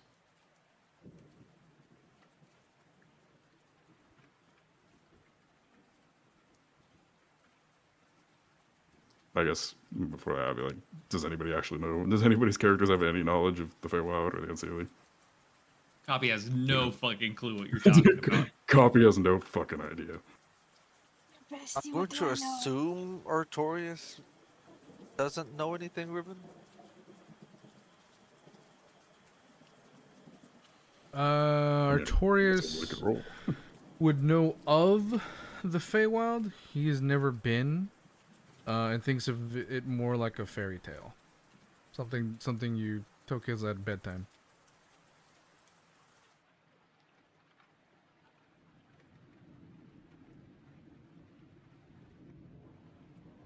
Is there Silia now?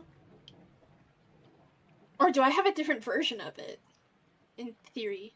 You have a different version, but they're not completely different, because you have heard of the Unseelie Court, but that version is going to be different from this version. So you're still kind of like, whoa, what the fuck? But it's one of those things like you're not sure if it's the same. Okay, that makes sense. From what he said, can I surmise if it's similar or anything like that?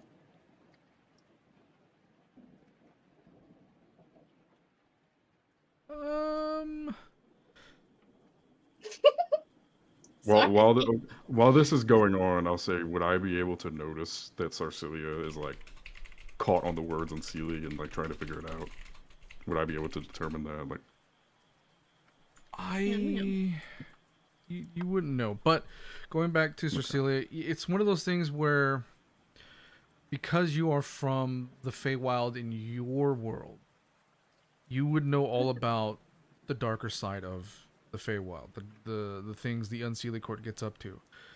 You could surmise that it might be similar, but you don't know if they're just as destructive and terrible as your version. Okay, cool. and then I'll just kind of continue going on, but I'll mention like there will be plenty of time to explain my home and where I come from and the people I've interacted with, but know this.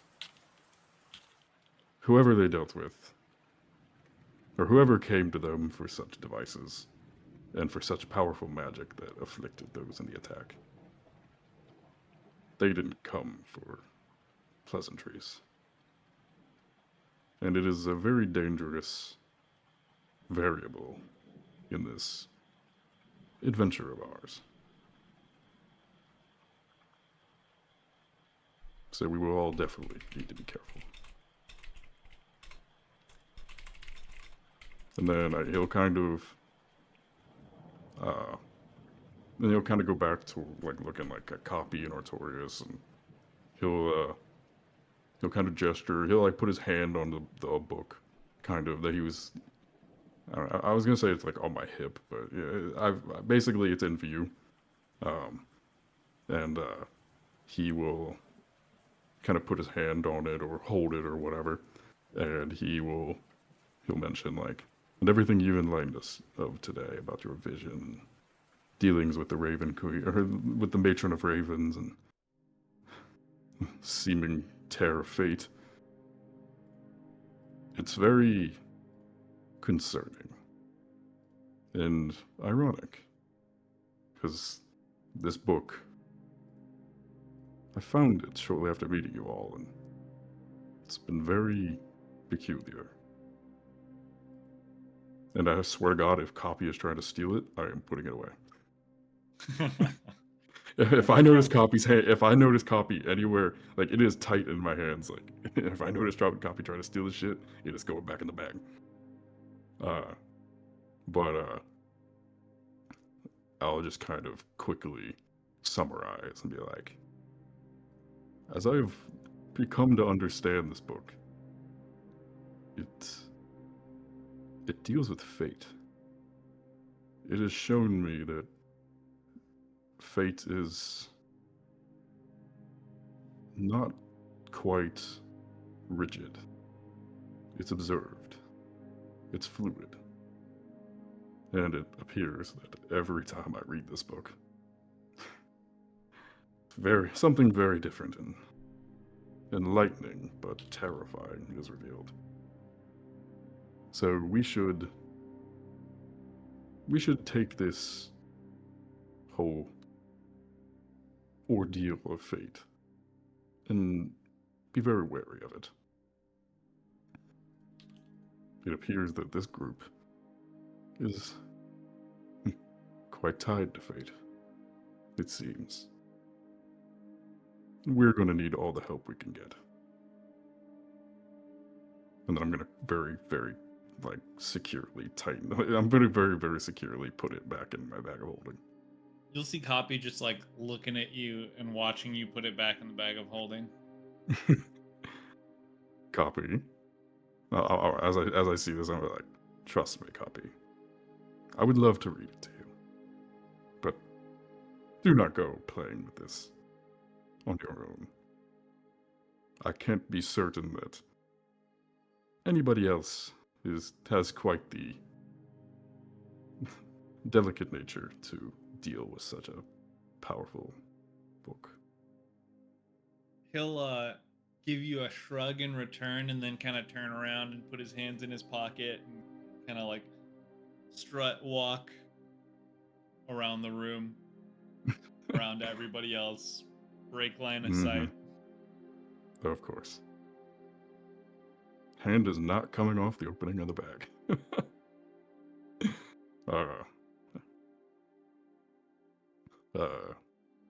But then I'll just kind of close off of saying there'll be plenty of time for questions in the morning, I believe, but that is all I needed to say.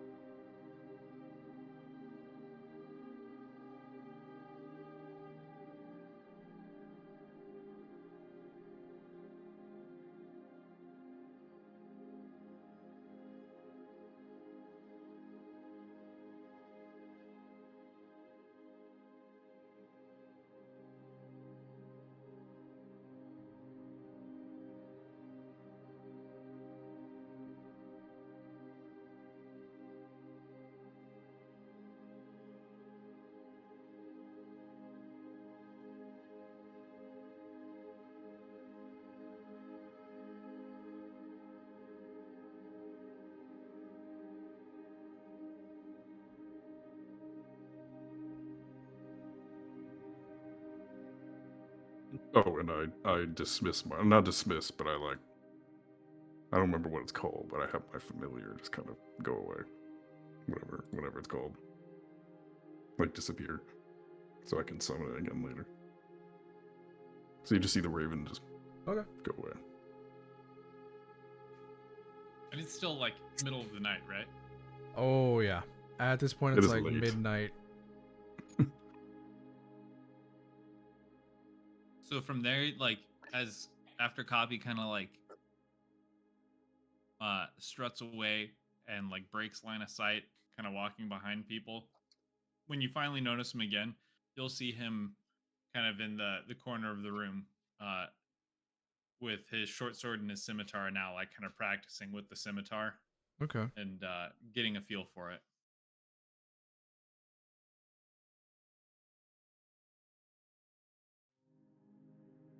So are we all good for the night? Does anybody else have anything they would like to add to this before we all break away for the night?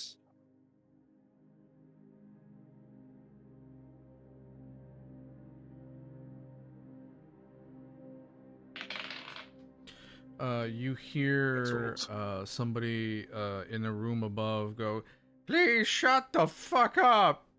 I'm trying to sleep."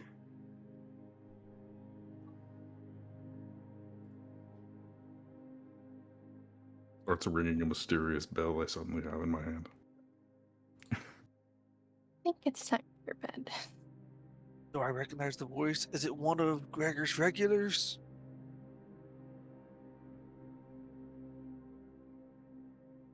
Yeah. It's Old Man Jenkins. Of course, it's Jenkins. God damn it, Jenkins. That's awesome. As Silia is like talking about going to bed, I'm just gonna laugh like, have fun without your door.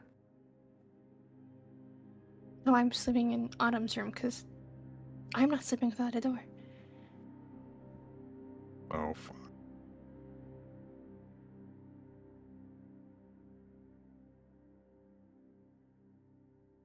As we're all kind of breaking up, Artorias is just going to say to Silia, please do not wander. You heard Sage's warning. Just stay indoors. I'm going to bed. I'm the one that suggested this activity. I'm in one room the entire night. You know what he means. You've Cecilia. snuck out before. Just please.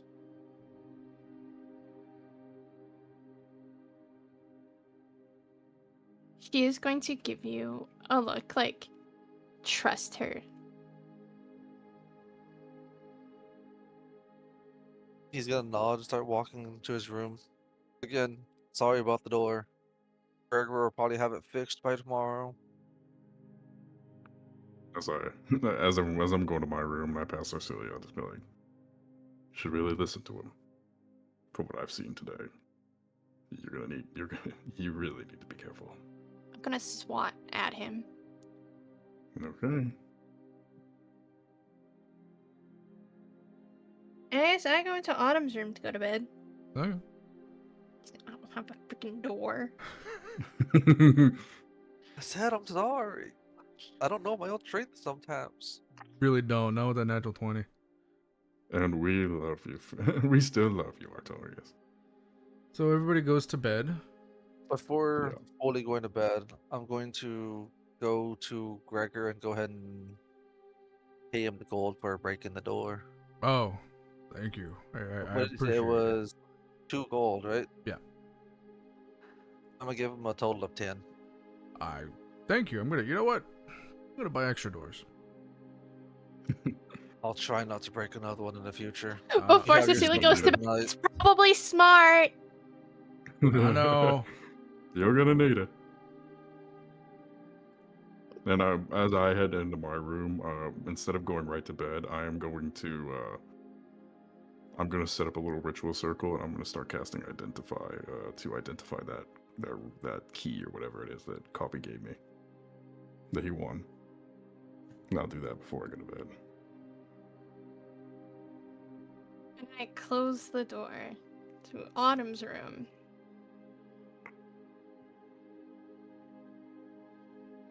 I will just glance around and like sigh and just go Shiza and go to bed. No, Semnian, oh my god. I do know Zemnian. Nobody knows I know Zemnian though, unless somebody heard None of that. us know what Semnian even is in this world. I know, it's great. Well, wait, Cruz would Araneth know because of things, languages. No. You wouldn't recognize it. You would have to probably cast comprehend languages. Okay, damn.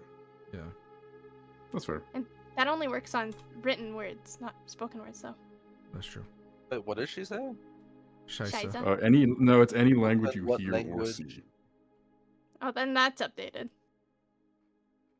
And what Yes, language? for the duration. I'm Zemnian. speaking Zemnian. It's Zemnian, but Oh, it's technically it's German.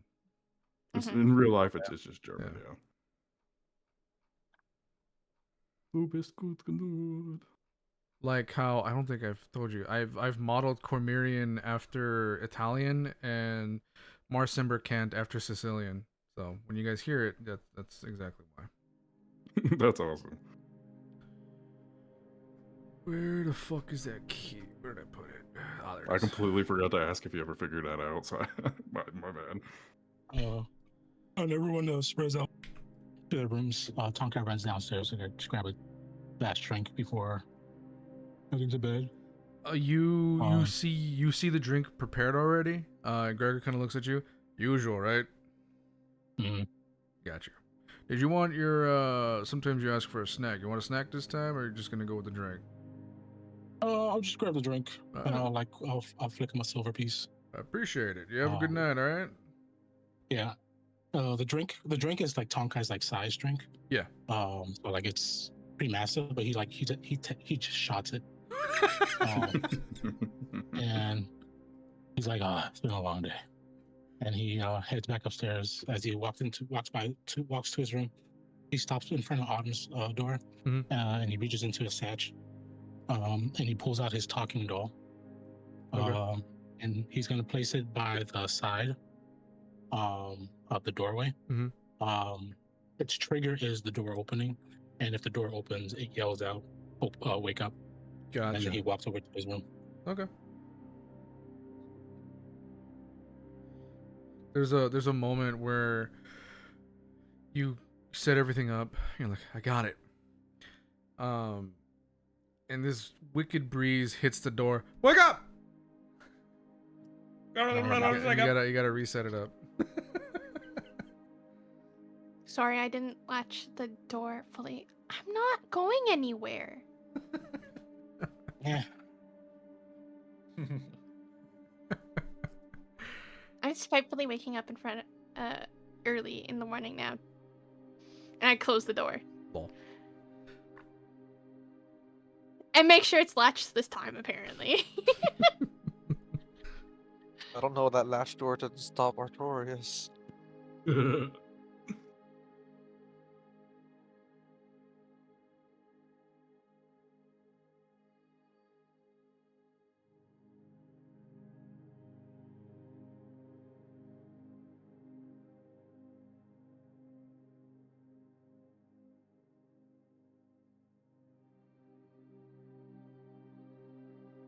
Okay, so the key, as you cast Identify, it is called the Archivist's Key. It is a small silver key, no larger than a house key. Its bow, I guess? I don't know how to pronounce that. It's bow or bow. It's the part that you hold, is shaped like a crescent moon wrapped around an eye. Fine fey runes are engraved along the shaft, though they seem to shift ever so slightly when viewed from different angles. It is magical, but not strongly so. It is revealed that there's a mixture of abjuration, divination, and conjuration.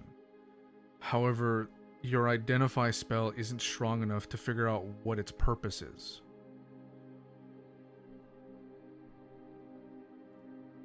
Okay. You said abjuration, divination, In conjuration, yeah. and conjuration. Okay. So Identify couldn't figure it all out, but would I be able to use what I've learned and then try to roll Arcana again to see if I can figure it out more? But... No, this is something that you're gonna have to seek out expertise on. Okay. Yeah. Cool. But you said Fey runes and... Yeah, Fey runes, and it looks like they change positions as you're like looking at it from different angles. Okay. But as you finish that, the Azure Chalice has finally fallen quiet.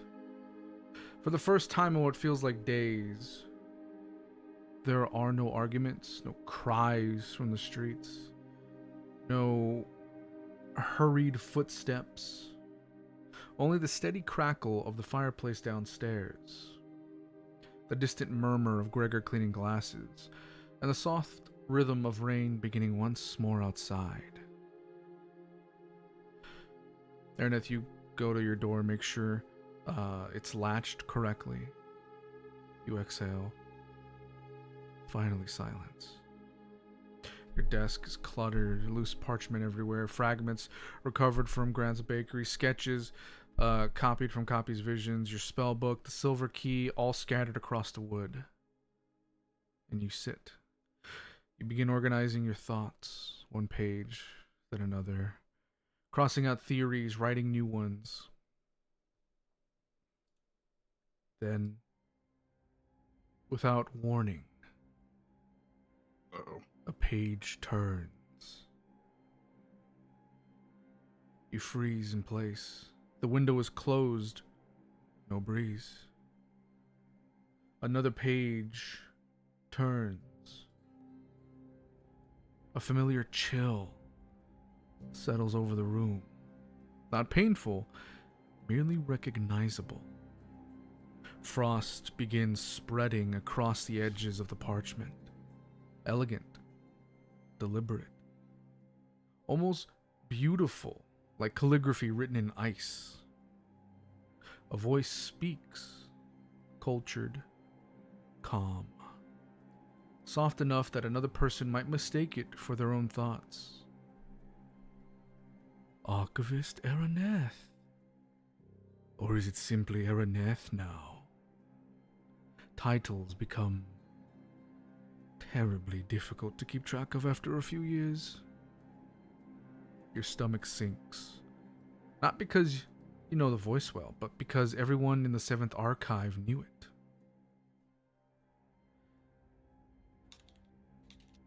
But you do recognize the voice. Yay. Vaelith Mournfang. Collector of secrets, retriever of forgotten things, the smile behind every locked door.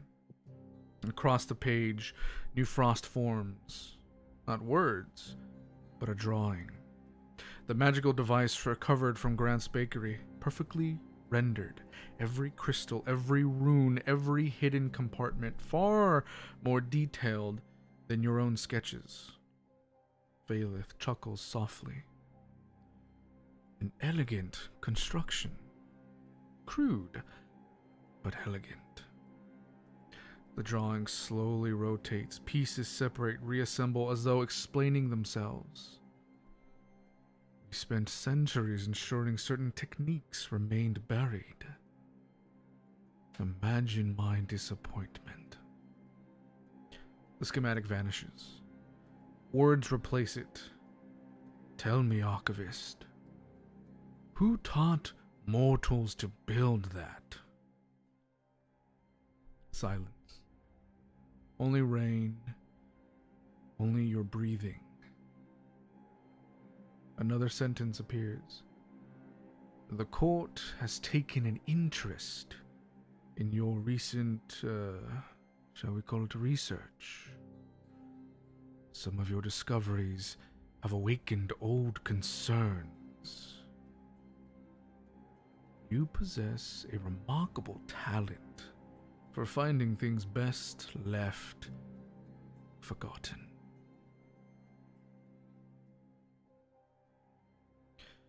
You instinctively reach toward the page. The frost retreats away from your fingertips. Vaelith speaks again. Curiosity was always your greatest strength and your most dangerous flaw.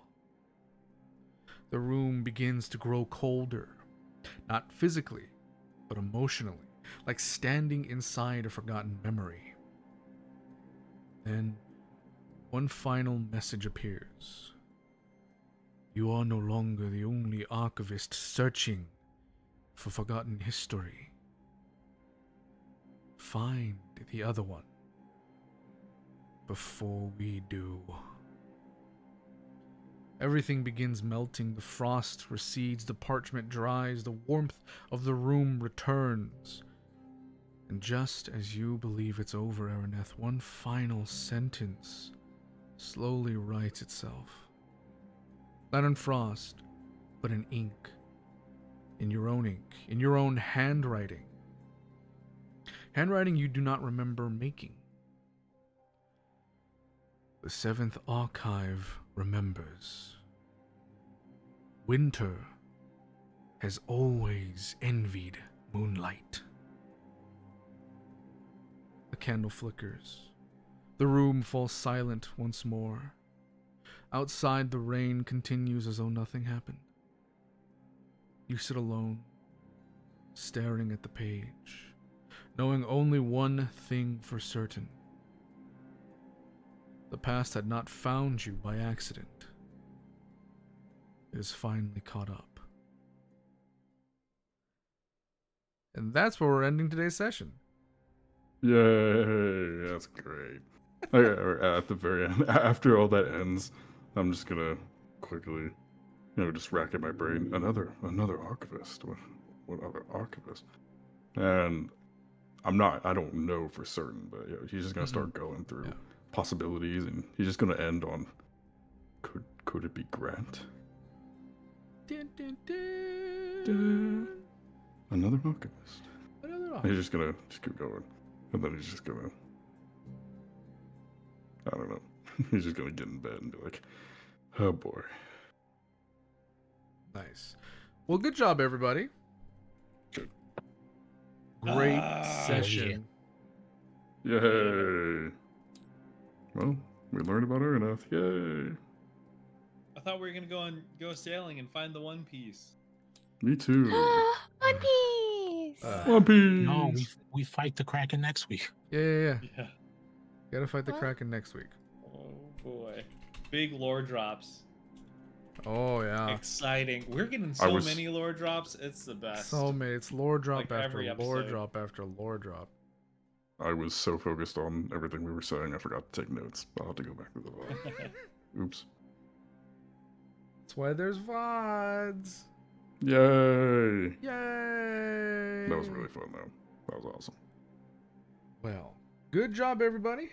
We will be back next week. Let me make that here fit.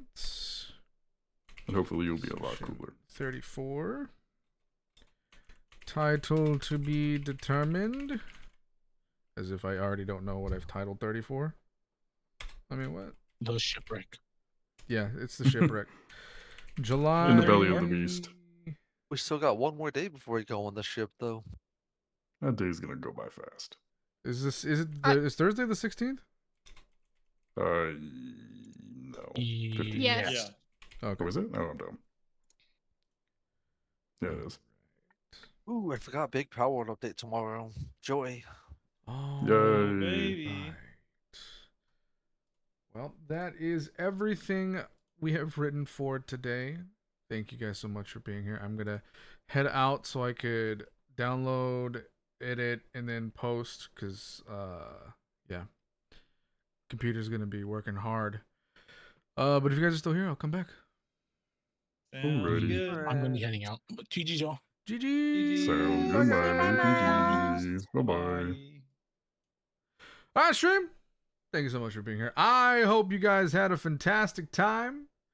I will be back tomorrow for games.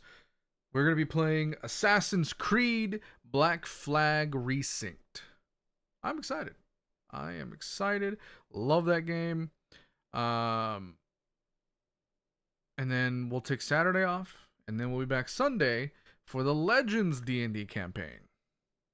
Fun times, guys. Fun times.